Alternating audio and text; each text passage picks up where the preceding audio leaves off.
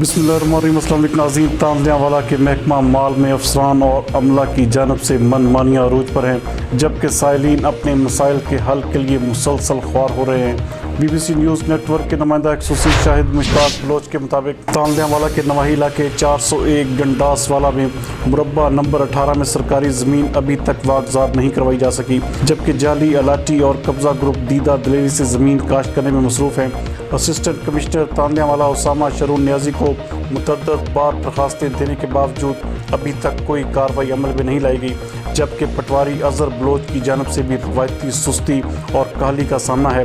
कब्ज़ा ग्रुप ने सरकारी मिट्टी भी उठाना शुरू कर दी है। अहले इलाका का कहना है कि कानून के मुताबिक जब तक हकूक़ मलकियत न मिलें, सरकारी ज़मीन पर किसी भी किस्म की तामीरात या वहाँ पर मौजूद दरख्तों या मिट्टी को अपने इस्तेमाल में लाना कानून की सरीहन खिलाफ वर्जी है। अहले इलाका ने असिस्टेंट कमिश्नर तांदियावाला उसामा शरून न्याजी और दीगर आला हुकाम से फ़ौरन ज़मीन को वागज़ात करवाने और वहाँ पर तामीरात के अमल को रुकवाने का मुतालबा किया है।